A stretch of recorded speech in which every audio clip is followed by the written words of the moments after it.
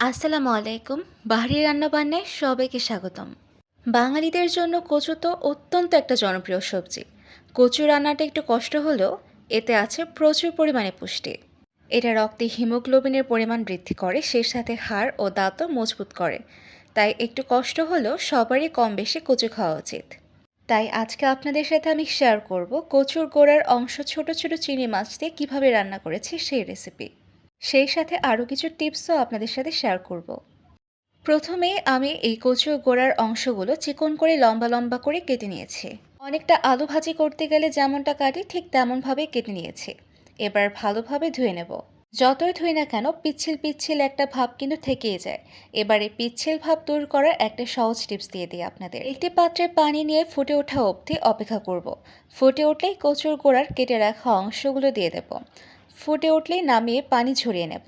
এতে করে কচুর পিচ্ছিল ভাব একেবারেই চলে যাবে। এবার ভেজে নেওয়ার পালা। আমি একটি ফ্রাই প্যানে 4-5 টেবিল চামচ তেল গরম করে নিয়েছি।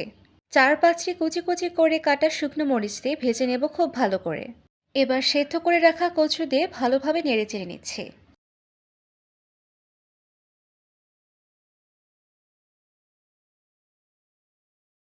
এখন আমি দিয়ে দিচ্ছি হাফ কাপ পেঁয়াজ কুচি। হাফ কাপ পেঁয়াজ কুচি দিয়ে আমি আবারও ভালোভাবে নেড়েচেড়ে নেব।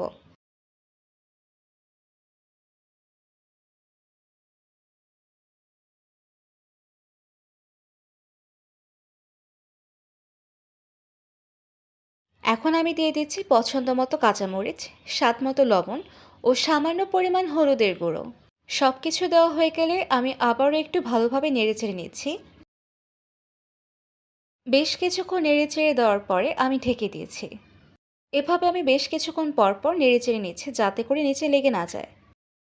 এবার আমি দিয়ে দিচ্ছি আমাদের সবার পছন্দের চিংড়ি মাছ। আমি এখানে ছোট ছোট চিংড়ি ইউজ করেছি, যা আমি অনেকক্ষণ আগেই ভেজে রেখেছিলাম। আমি সব সময় ছোট ছোট চিংড়ি মাছগুলো মশলা দিয়ে ভেজে রেখে দিই, যাতে ইচ্ছে হলে যে কোনো সবজি রান্নায় ব্যবহার করতে পারি। আর এতে কিন্তু অনেকটাই সময় বেঁচে যায়।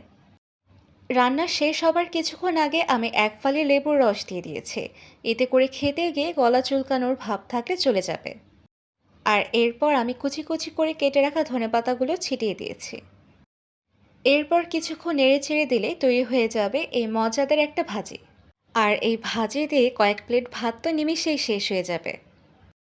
আপনারা দেখতেই পাচ্ছেন ভাজিটা দেখতে কতটা সুন্দর হয়েছে। আর এই ভাজিটা খেতে কিন্তু খুবই মজা, যা আপনারা না খেলে বুঝতেই পারবেন না। আশা করি আমার আজকের ভিডিওটা আপনাদের ভালো লেগেছে। আমার ভিডিওগুলো যদি আপনাদের ভালো লেগে থাকে সবাই অবশ্যই আমার ইউটিউব চ্যানেলে সাবস্ক্রাইব এবং আমার ফেসবুক পেজে ফলো দিয়ে সাথেই থাকবেন।